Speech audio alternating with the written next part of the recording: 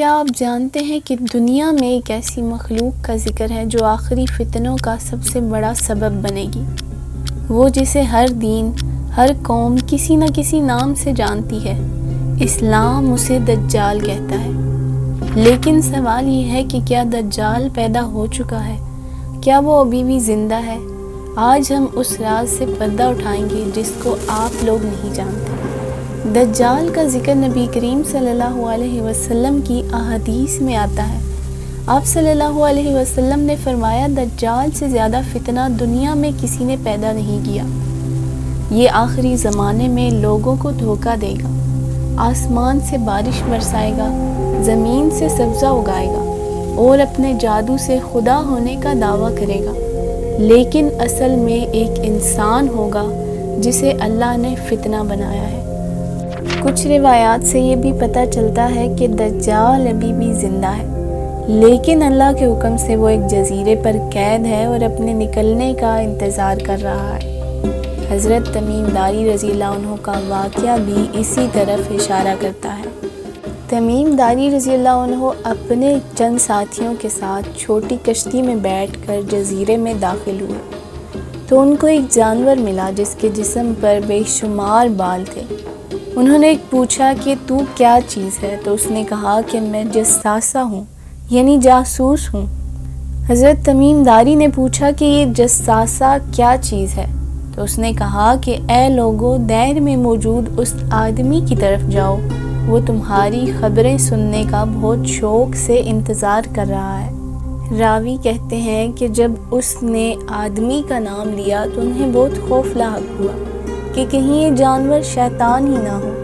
حضرت تمیم داری کہتے ہیں کہ پھر ہم جلدی سے گرجا میں داخل ہوئے، کیا دیکھتے ہیں کہ بھاری بھرکم شکل و صورت کا ایک آدمی ہے جس کے گھٹنوں سے لے کر ٹخنوں کے درمیان اس کے دونوں ہاتھ اس کی گردن کے ساتھ لوہے کی زنجیروں سے بندھے ہوئے ہیں۔ ان لوگوں نے پوچھا کہ تو کیا چیز ہے؟ تو اس نے بتایا کہ میں دجال ہوں۔ حدیث پاک میں ہے کہ اس وقت دجال نے ان سے 3 سوال کیے۔ ان سوالوں کے بارے میں آپ کو آگے چل کے ویڈیو میں بتاؤں گی۔ آج کے دور میں کئی ریسرچرز کہتے ہیں کہ وہ جزیرہ برمودا ٹرائی اینگل کے قریب ہو سکتا ہے جہاں سے پلینز غائب ہو جاتے ہیں۔ کچھ لوگ کہتے ہیں کہ یہ ایک کوئنسیڈنس ہے، لیکن کچھ ایویڈنس بتاتے ہیں کہ وہاں کوئی ایسی طاقت ہے جسے سائنس بھی سمجھ نہیں پاتی، اور شاید یہی وہ جگہ ہے جہاں دجال قید ہے اور جہاں سے وہ قرب قیامت نکلے گا۔ نبی کریم صلی اللہ علیہ وسلم کے فرمان کے مطابق دجال کے ظہور سے پہلے 3 سال تک سوکھا پڑے گا، لوگ فتنوں میں پھنس جائیں گے اور علم کا نور کم ہو جائے گا۔ آج ہم دیکھتے ہیں کہ دنیا بھر میں انسانیت فتنوں، جھوٹ اور فساد میں گھری ہوئی ہے۔ ہر جگہ جھوٹ کا پھیلاؤ ہے، ٹیکنالوجی کا مس یوز ہو رہا ہے اور انسانیت کا زوال ہے، اور شاید یہی وہ نشانیاں ہیں جو ہمیں اسی دور کے قریب لے کر جا رہی ہیں جب فتنہ دجال کا ظہور ہوگا۔ حدیث پاک میں یہ بتایا گیا ہے کہ حضرت تمیم داری رضی اللہ عنہ اور ان کے ساتھیوں سے دجال نے 3 سوال کیے تھے۔ پہلا سوال تھا کہ بیسان میں واقع کھجوروں کے باغ میں پھل آتے ہیں یا نہیں۔ دوسرا سوال تھا کہ تبریہ کی جھیل میں پانی ہے یا نہیں۔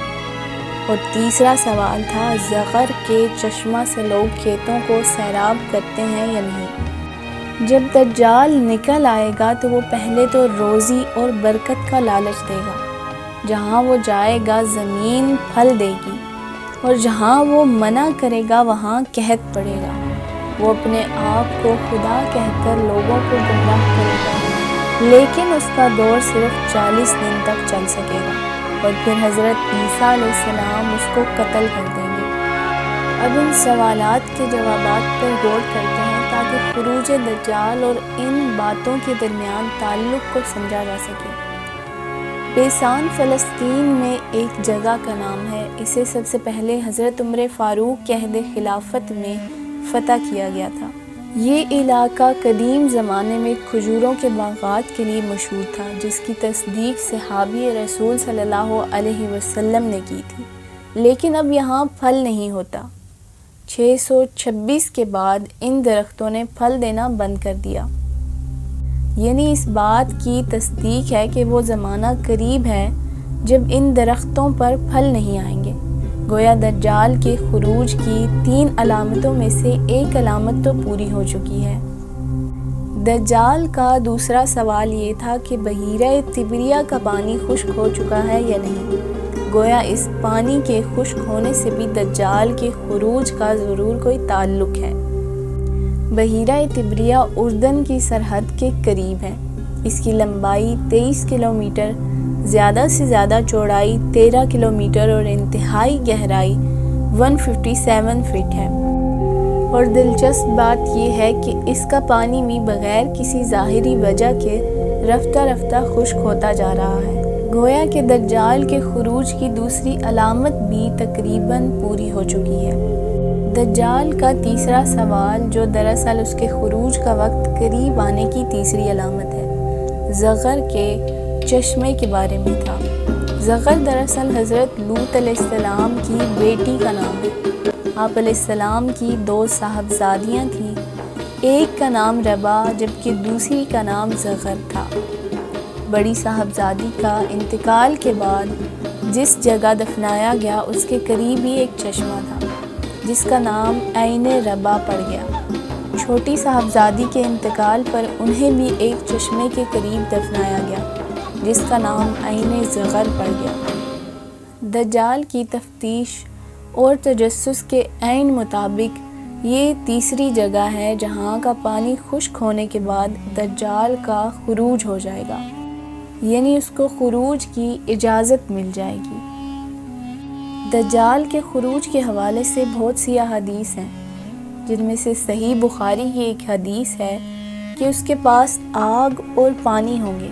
جو آگ نظر آئے گی وہ ٹھنڈا پانی ہوگا اور جو پانی نظر آئے گا وہ دراصل آگ ہوگی۔ صحیح بخاری میں موجود ایک اور حدیث ہے کہ اس کے پاس روٹیوں کا پہاڑ اور پانی کا دریا ہوگا۔ اللہ اسے اس بات کی اجازت دے گا تاکہ یہ پرکھ سکے کہ لوگ اللہ پر یقین رکھتے ہیں یا دجال پر۔ لوگ دجال کی جانب جھک جائیں گے اور یہ بھی پرواہ نہیں کریں گے کہ وہ حرام کھا رہے ہیں یا حلال۔ اس طرح وہ مادہ پرست لوگوں کے ایمان کو متزلزل کر دے گا۔ دجال کا فتنہ صرف آنے والا نہیں بلکہ اس کی تیاریاں آج سے شروع ہو چکی ہیں۔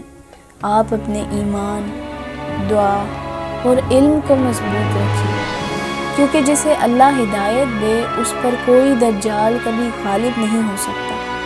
اللہ تعالیٰ سے دعا ہے کہ اللہ ہمیں دجال کے فتنہ سے محفوظ فرمائے۔ آمین ثم آمین۔